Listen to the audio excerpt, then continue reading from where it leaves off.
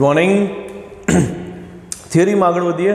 હવે વિભંજન એટલે તો શું તમે સમજી ગયા છો, બરાબર? ન્યુટ્રોનનું પ્રોટોન અને ઇલેક્ટ્રોનમાં જે વિભાજન થતું હતું એને વિભંજન કહેવાય.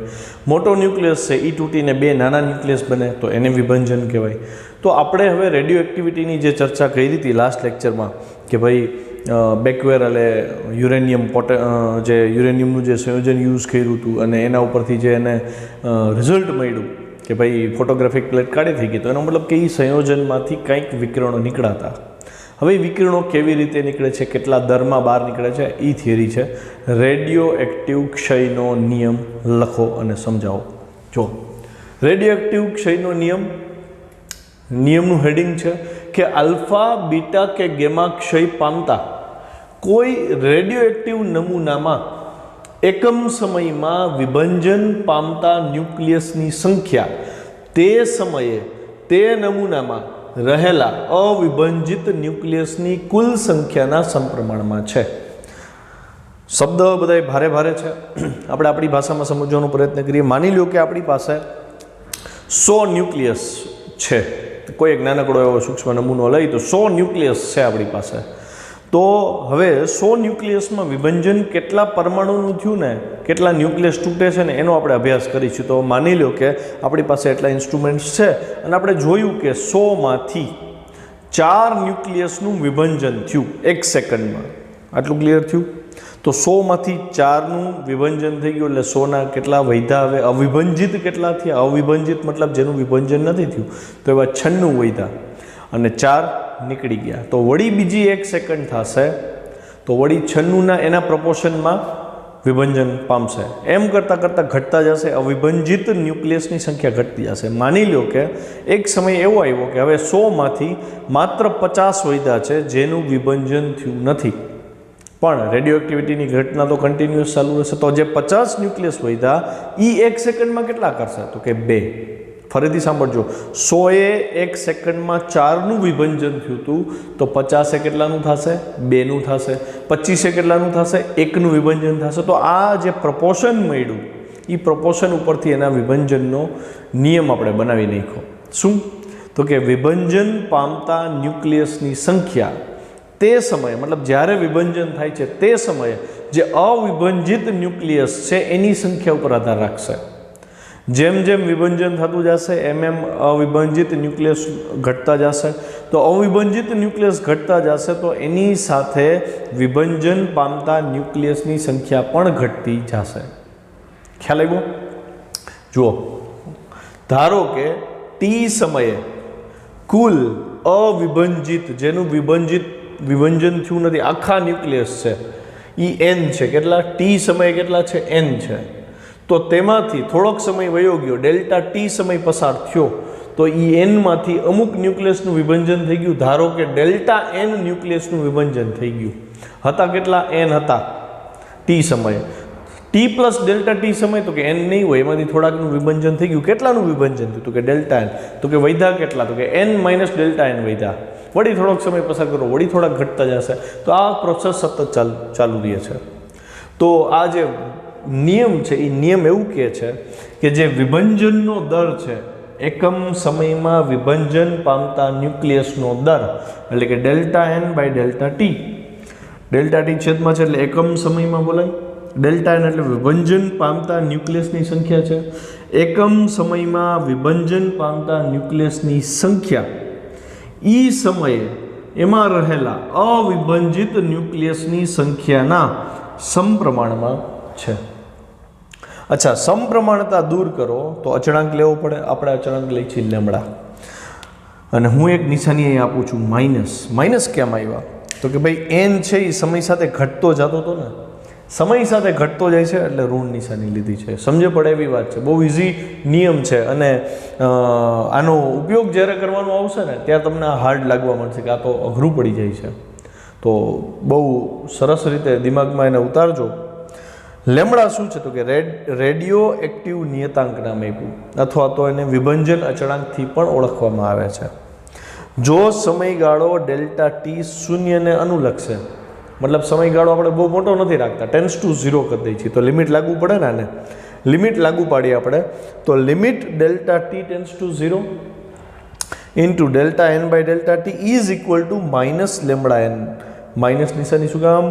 અવિભંજન પામેલા જે અવિભંજિત ન્યુક્લિયસ જે છે એની સંખ્યા સતત ઘટતી જાય છે. હવે લિમિટ આપી દેવો તો અહીંયા dn બાય dt થઈ જાય, ડેલ્ટાનું ડી બની જાય, ડિફરન્સિએશન થઈ ગયું.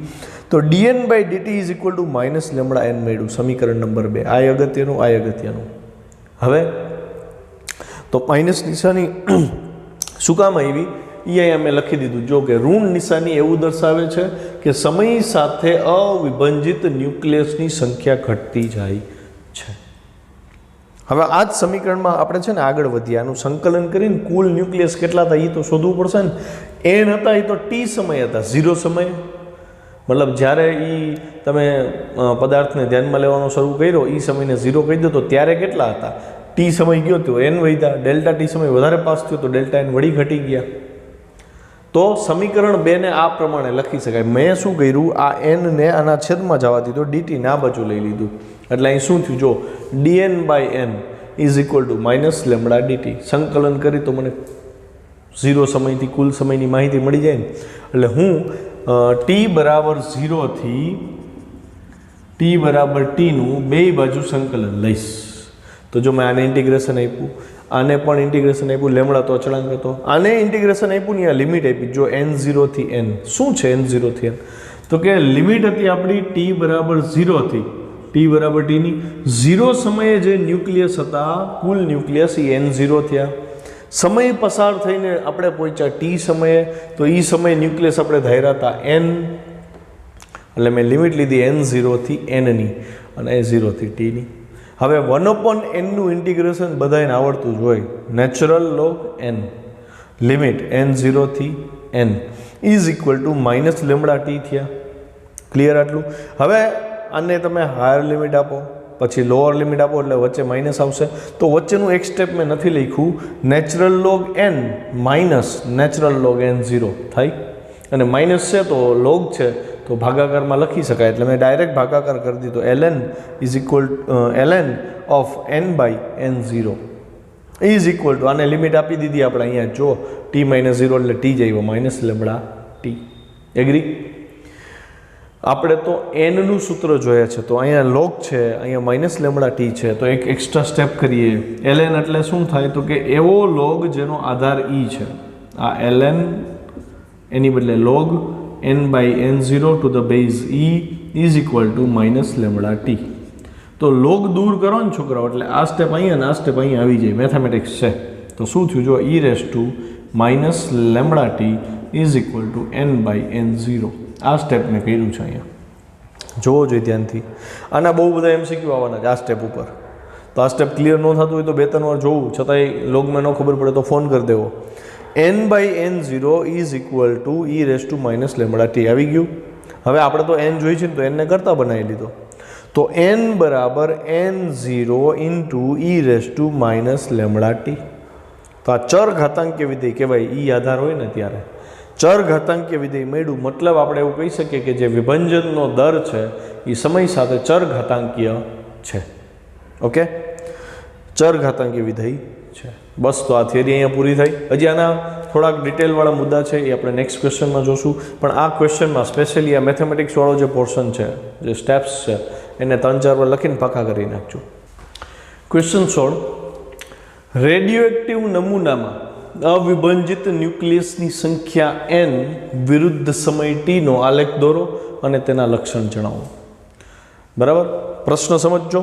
અવિભંજિત ન્યુક્લિયસની સંખ્યા કેપિટલ N અને સમય t વચ્ચેનો આલેખ. આપણને ખબર છે જેમ સમય વધતો જશે એમ વિભંજનનું પ્રમાણ જે છે એ ઘટતું જાય અને એના લીધે અવિભંજન જે ન્યુક્લિયસ છે, અવિભંજિત જે ન્યુક્લિયસ છે એની સંખ્યા ઘટતી જશે. કેમ? તો કે દર 1 સેકન્ડે અમુક ન્યુક્લિયસનું વિભંજન થયું એટલે અવિભંજિત ન્યુક્લિયસ ઘટી ગયા. તો એનો જે ગ્રાફ છે છોકરો, પહેલાં ગ્રાફ સમજી લ્યો. અહીંયા આવી રીતે અહીંયા આ જે y અક્ષ છે ત્યાં આપણે અવિભંજિત ન્યુક્લિયસ લીધા છે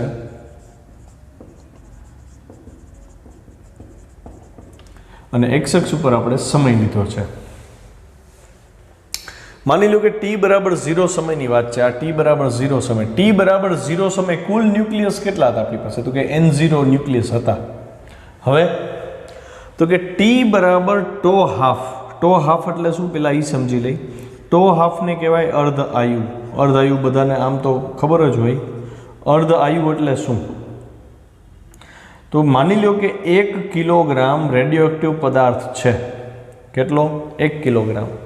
1 કિલોગ્રામ રેડિયોએક્ટિવ પદાર્થ છે તો એની અંદર ઘણા બધા મોલેક્યુલ્સ હશે, ન્યુક્લિયસ હશે. તો વિભંજન થતું જશે એટલે એનો જથ્થો ઘટતો જશે સમય સાથે.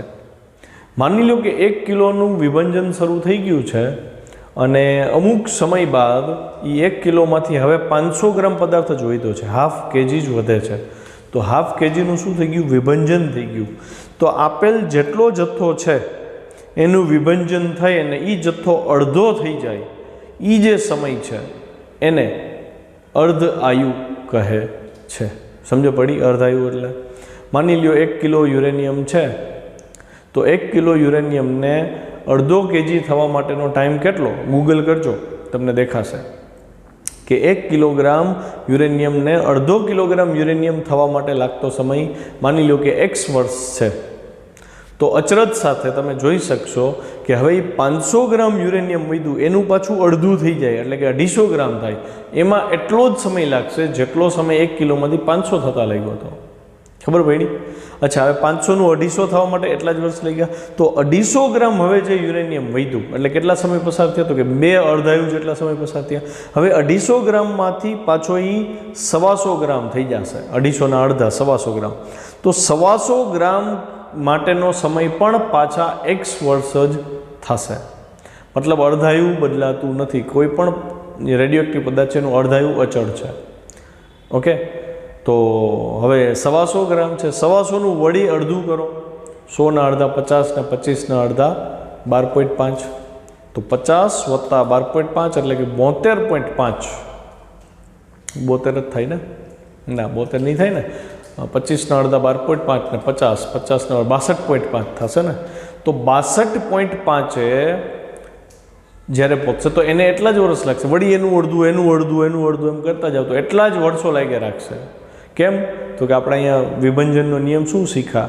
સમય સાથે વિભંજનનો દર ઘટતો જશે. કેમ? તો કે વિભંજનનો દર છે એ અવિભંજિત ન્યુક્લિયસની સંખ્યાના સમપ્રમાણમાં છે. હવે 1 કિલોમાંથી 500 ગ્રામ થઈ ગયા તો અવિભંજિત ન્યુક્લિયસ ઘટ્યા તો વિભંજનનો દરે ઘટે, dn/dt ઘટી જાય.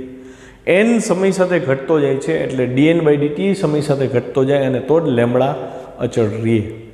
તો અહીં તમે જુઓ n0 માંથી સંખ્યા થઈ ગઈ n0/2. અવિભંજિત ન્યુક્લિયસ n0 હતા એમાંથી થઈ ગયા n0/2. તો અહીંથી આટલું થવા સમય કેટલો લાગ્યો? તો કે અર્ધાયુ જેટલો. અર્ધાયુનો સિમ્બોલ છે ટો હાફ. એટલે મેં જો અહીં દર્શાવ્યું એ બિંદુ અહીંયા ગ્રાફ ઉપર આ ટો હાફનો સમય અહીં દર્શાવી દીધો છે. એક અર્ધાયુ પૂરું થયું એટલે સંખ્યા n0/2 થઈ. વળી બીજો અર્ધાયુ પસાર થાય એટલે વળી આના અડધા થઈ જશે. તો n0/2 ના અડધા કેટલા થાય? મેં બહુ સમજીને ગ્રાફ દોર્યો. જો અહીંથી આટલું જે અંતર છે એનું સેન્ટર પોઈન્ટ લીધું, પછી આ અંતરનું સેન્ટર પોઈન્ટ લીધું, પછી આ અંતરનું સેન્ટર પોઈન્ટ લીધું, પછી આ અંતરનું સેન્ટર પોઈન્ટ લીધું. એમ અડધું થતું જાય ને. તો n0/4 આવ્યું. તો અહીંથી n0/2 નો ગ્રાફ જુઓ, અહીંયા આવ્યો, આ બિંદુ છે ને. તો અહીંયા વળી પાછો ટો હાફ જેટલો સમય વીતી ગયો હશે, વળી અડધાયુ જેટલો સમય વીતી ગયો. એટલે જો અહીં 2 ટાઈમ્સ ટો હાફ લખ્યું. વળી n0/4 ના પાછા અડધા કરી છે તો n0/8 થાય. તો વળી ત્રીજી વાર ટો હાફ જેટલો સમય પસાર થયો એટલે 3 ટાઈમ્સ ટો હાફ થયું. ખબર પડે છે? અને એના પાછા અડધા કર્યા તો એ 4 ટાઈમ્સ ટો હાફ થયું. મતલબ જેમ જેમ અડધાયુ પસાર થતું જાય, એકવાર અડધાયુ થાય તો સંખ્યા અડધી થાય, 2 વાર અડધાયુ હોય તો સંખ્યા ચોથા ભાગની થશે, 8મા ભાગની થશે, 16મા ભાગની થશે, એમ ક્રમશઃ ઘટશે. 0 નથી થતું, અડધું જ થાય છે. એટલે એનો મતલબ એવો થયો કે 1 કિલોગ્રામ યુરેનિયમનું 100% વિભંજન કરવા લાગતો સમય અનંત હશે. પૂરું જ ન થાય ને, કેમ કે અડધું જ કરો છો તમે, 0 નથી કરતા. તો એ સમય અનંત થઈ જશે. બરાબર? આ જે ગ્રાફ છે બ્લેક લાઇન જે છે આને ક્ષય વક્ર કહેવાય. આ ગ્રાફ આનો છે n બરાબર n0 e λt નો ગ્રાફ છે. ચર ઘાતાંકીય ગ્રાફ છે. ચર ઘાતાંકીય ગ્રાફ હંમેશા આવી રીતે મળશે. ઓકે, થિયરીના મુદ્દા જુઓ. લક્ષણ આપણે ગ્રાફના સમજાવવાનું. પહેલું લક્ષણ, રેડિયો એક્ટિવ નમૂનામાં અવિભાજિત ન્યુક્લિયસની સંખ્યા સમય સાથે ચર ઘાતાંકીય રીતે ઘટે છે. ઘટે છે ખબર કેમ પડે? માઇનસ ઘાત છે. ઈના 1/e લેમડા ટી થાય, ટી વધે એટલે છેદ મોટો થાય, છેદ મોટો થાય એટલે n0 છેદ મોટો થાય તો n ઘટે. મતલબ આ સમીકરણ ઉપરથી ખબર પડે કે સમય સાથે n ઘટાડો થાય છે. જો સમય વધતો જાય છે વધતો જાય છે વધતો જાય છે, સામે n ઘટતો જાય છે. સમજ પડી? શરૂઆતમાં વિભંજન ઝડપથી થશે. કેમ? તો કે શરૂઆતમાં સંખ્યા અવિભાજિત ન્યુક્લિયસની સંખ્યા વધારે છે. અહીંયા સંખ્યા વધારે છે એટલે વિભંજન દર વધુ. તો એક હાસ્યમાં નોંધ લખજો, અવિભાજિત, હાસ્યમાં લખજો, અવિભાજિત ન્યુક્લિયસની સંખ્યા વધુ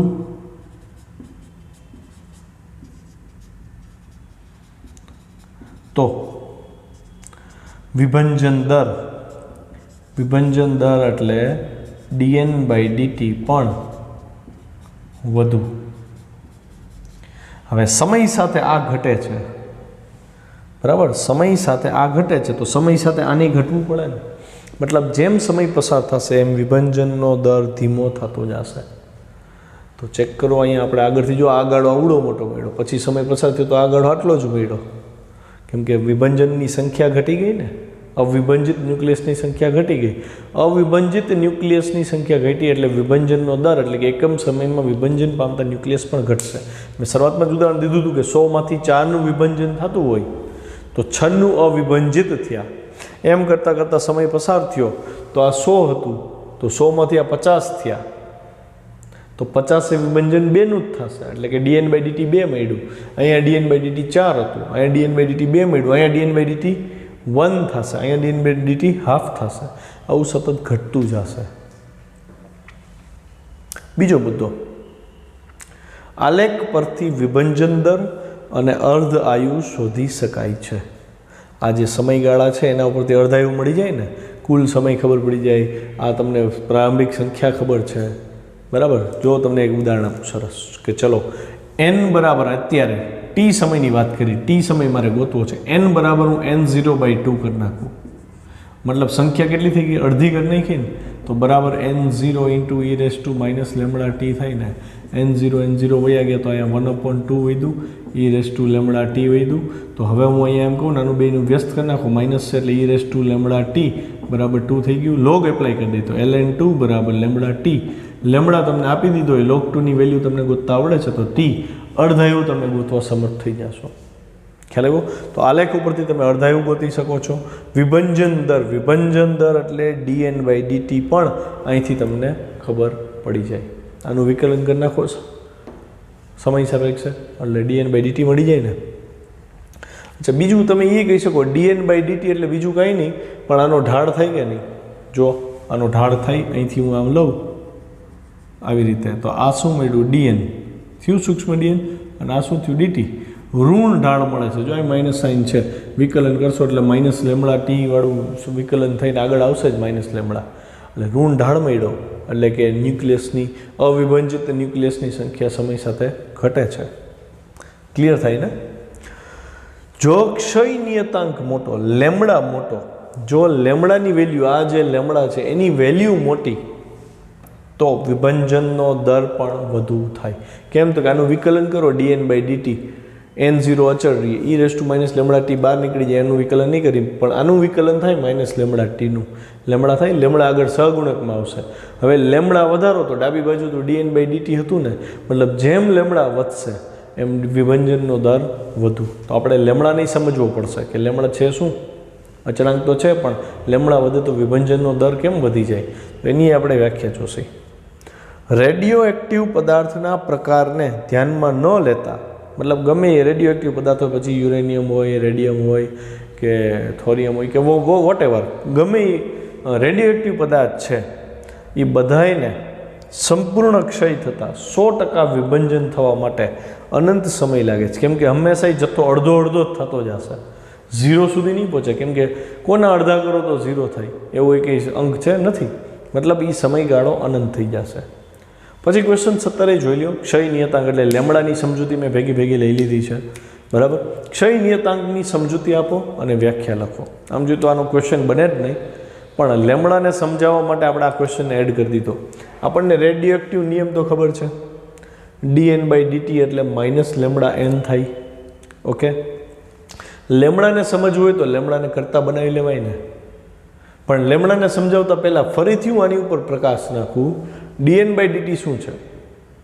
તો કે dN/dt એટલે એકમ સમયમાં વિભંજન પામતા ન્યુક્લિયસની સંખ્યા, વિભંજનનો દર. n શું છે?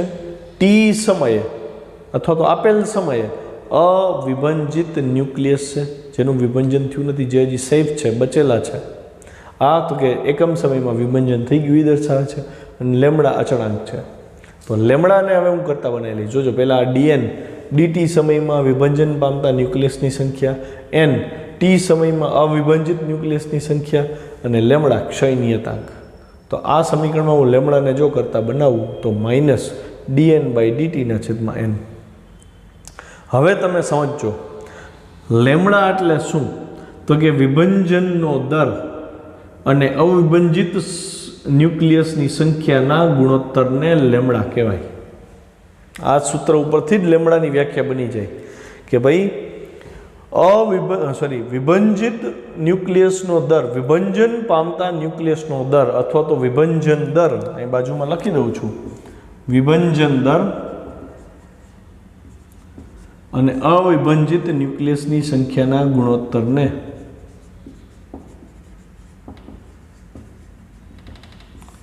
આ ગુણોત્તરના ઋણ મૂલ્યને લેમડા કહે છે. જો એની વ્યાખ્યા મેં બનાવી દીધી.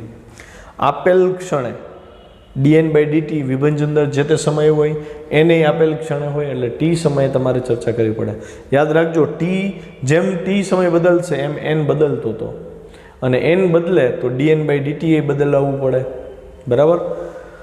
આપેલ ક્ષણે રેડિયો એક્ટિવ નમૂનામાં, એટલે કે યુરેનિયમ લીધું હોય તો યુરેનિયમ, થોરિયમ જે પણ હોય એમાં તાત્ક્ષણિક વિભંજન દર, તે ક્ષણનો વિભંજન દર. એનો મતલબ અહીંયા આટલી વસ્તુ તો ક્લિયર થઈ ગઈ ને કે વિભંજન દર અચળ નથી, dN/dt સમય સાથે બદલાય. તાત્ક્ષણિક વિભંજન દર અને તે જ સમયે અવિભંજિત ન્યુક્લિયસની સંખ્યાના ગુણોત્તરને, એટલે કે આનો નાનો ગુણોત્તર છે, એને ક્ષય નિયતાંક કહે છે, વિભંજન અચળાંક કહે છે, રેડિયો એક્ટિવ નિયતાંક કહે છે. બીજી વ્યાખ્યા આપી છે, એકમ સમયમાં રેડિયો એક્ટિવ નમૂનાની વિભંજન પામવાની સંભાવનાને ક્ષય નિયતાંક કહેવાય. એકમ સમયમાં અવિભંજિત ન્યુક્લિયસની વિભંજન પામવાની જે સંભાવના છે dN/n એકમ સમયમાં, એ ક્ષય નિયતાંક થાય. એકમ સમય કીધું હતું એટલે સૂક્ષ્મ સમય dN/dt તમને ખબર હોય અને સીધો n સાથે ભાગાકાર કરી નાખવાનો. ટૂંકમાં બેના મર્મ એક જ થાય. ક્લિયર? હવે ક્વેશ્ચન 18 જોઈએ. ચલો, ક્વેશ્ચન 18 જુઓ. વિભંજન દર અથવા નમૂનાની રેડિયો એક્ટિવિટી વ્યાખ્યાયિત કરો. વિભંજન દર આપણે પહેલાં ચર્ચા ઓલરેડી કરી લીધી છે. dN/dt ને વિભંજન દર કહેવાય. એકમ સમયમાં વિભંજન પામતા ન્યુક્લિયસનો દર, આને તમે વિભંજન દર કહી શકો. અને હવે નવું નામ જે શીખવા જઈ રહ્યા છો એ છે રેડિયો એક્ટિવિટી. બરાબર? ખરેખર એક્ટિવિટી એને કહેશી આપણે. જો ધ્યાનથી, કોઈ રેડિયો એક્ટિવ નમૂનામાં એકમ સમયમાં વિભંજન પામતા ન્યુક્લિયસની સંખ્યાને ક્ષય દર કહેવાય, વિભંજન દર કહેવાય, અથવા રેડિયો એક્ટિવિટી R કહે છે. મતલબ હું dN/dt ને બદલે R લખી શકું. dN/dt વિભંજન દર સમય સાથે ઘટતો જાય છે, એટલે એ ખરેખર નેગેટિવ થાય. તો આને કહેવાય રેડિયો એક્ટિવિટી. સમજ પડી? જો ધ્યાનથી, t સમયે રેડિયો એક્ટિવ નમૂનામાં ન્યુક્લિયસના n રેડિયો એક્ટિવ ન્યુક્લિયસ છે. રેડિયો એક્ટિવ ન્યુક્લિયસ છે મતલબ એનું વિભંજન થયું નથી. t સમયે n ન્યુક્લિયસ અવિભંજિત અવસ્થામાં છે. તો તે સમયે વિભંજન દર એટલે કે dN/dt અથવા તો એક્ટિવિટી, રેડિયો એક્ટિવિટી કયો કે એક્ટિવિટી કયો, બે એક જ થશે. રેડિયો એક્ટિવિટી ઉપરથી સિમ્બોલ એનો R લીધો, એ R બરાબર -dN/dt થાય. સમય સાથે એક્ટિવિટી ઘટતી હતી એટલે એ નેગેટિવ સાઇન લીધી છે. જો આ સાઇન માઇનસને અને આપણે જે ચર ઘાતાંકી સૂત્ર ભણ્યા ને n બરાબર n0 into e raise to minus lambda T, A minus પાછો અલગ છે. એમાં અવિભંજિત ન્યુક્લિયસની સંખ્યા સમય સાથે ઘટતી હતી અને આમાં વિભંજનનો દર સમય સાથે ઘટે છે, એટલે આ માઇનસ સેપરેટ છે. બરાબર. તો આ થઈ એક્ટિવિટી. એક્ટિવિટી એટલે એકમ સમયમાં વિભંજન પામતા ન્યુક્લિયસનો દર જે સમય સાથે ઘટતો જાય છે, એટલે માઇનસ. સમીકરણ નંબર 1 નવું સૂત્ર થયું. તો હવે જ્યાં સૂત્રમાં આપણે dn/dt લેતા હતા અહીંયા હું -r મૂકી શકું કે નહીં? મૂકી શકું. ઋણ નિશાની એવું દર્શાવે છે કે સમય સાથે એક્ટિવિટી ઘટે છે. અચ્છા, રેડિયો એક્ટિવ ક્ષયનો નિયમ શું હતો? તો આ તો આપણે ભણ્યા હતા ને, dn/dt બરાબર -λ. હું જે કહેવા માંગતો હતો ને, આ માઇનસ ને આ માઇનસ બે અલગ અલગ વસ્તુ છે. આ માઇનસ આમાં ઘટાડો દર્શાવે છે, આ માઇનસ આમાં ઘટાડો દર્શાવે છે. ઓકે. તો હવે જો dn/dt ની બદલે હું અહીંયા -r મૂકી દઉં, અહીં -r મૂકું તો માઇનસ માઇનસ કેન્સલ થઈ જાય ને. અથવા આ માઇનસ હું આને આપી દઉં છું તો -dn/dt અને -dn/dt એટલે અહીંથી r આવી જાય અને r બરાબર શું આવ્યું? લેમડા આવ્યા ને. તો મને rનો એટલે કે એક્ટિવિટીનો, લેમડાનો અને nનો નવો સંબંધ મળ્યો, જેને મેં સમીકરણ 2 કહી દીધું. તો આ અહીં પાકું કરવું પડશે. જ્યાં લેમડા ક્ષય નિયતાંક છે, n t સમયે અવિભંજિત ન્યુક્લિયસની સંખ્યા છે અને r એક્ટિવિટી છે, એકમ સમયમાં વિભંજન પામતા ન્યુક્લિયસનો દર છે. વિભંજન થવું ફરીથી એકવાર કહી દઉં, કોઈ એક પદાર્થનું તૂટવું, ન્યુક્લિયસનું તૂટવું, એની પોતાની જાતે અંદર કંઈક ન્યુટ્રોનમાંથી પ્રોટોન ને ઇલેક્ટ્રોન બની જતા હોય કે પ્રોટોનમાંથી ન્યુટ્રોન અને પોઝિટ્રોન બની જતા હોય, આ ઘટનાને વિભંજન કહેવાય. અચ્છા, આપણને આ તો ખબર હતી, આ તો આપણે આગળની થિયરીમાં જોયું કે n બરાબર n0 e raise to minus lambda T છે. હવે હું અહીંયા n બરાબર અહીંથી મૂકી શકું, કિંમત શું થાય? તો કે n બરાબર જોવો જોઈએ શું થયું? r/લેમડા છે. તો હું અહીંયા r/લેમડા મૂકું છોકરાઓ, તો લેમડા આ બાજુ આવી જાય એટલે મને સમીકરણ 9 મળ્યું. જો r બરાબર lambda n0 e raise to minus lambda T, સમીકરણ 3. તો સમીકરણ 3 આપણને એક્ટિવિટીનું સૂત્ર આપે છે, r એટલે કે dn/dt ગોતવું હોય તમારે તો તમે આ સૂત્રથી નહીં શોધી શકો છો. આપણને એમ થાય કે તો આવું સૂત્ર બનાવવાની જરૂર શું? ઓલરેડી dn/dt લઈને તો આપણે આ સમીકરણ બનાવ્યું હતું, તો આને કેમ ઇન્વોલ્વ કર્યું? તો હું તમને એનું કારણ આપું. n શું હતું? n તો કે અવિભંજિત ન્યુક્લિયસ હતા. હવે હું તમને એમ કહું 1 કિલો યુરેનિયમ તમારી પાસે છે, ચલો તમને આપ્યું, એ સમયને તમે t બરાબર 0 કહી દો, 1 કિલો યુરેનિયમ પડ્યું છે. હવે હું તમને કહું ચલો 1 કલાક થઈ, કેટલું યુરેનિયમ છે? તો તમે માપ્યું હશે, એનું તમે દળ માપી શકશો. પણ હું એમ કહું કે 1 કલાક પછી n કેટલા? તો એ યુરેનિયમની અંદર જઈને કેમ માપવા? મતલબ n ગોતવો તમારા માટે થોડો કપરો થઈ જાય.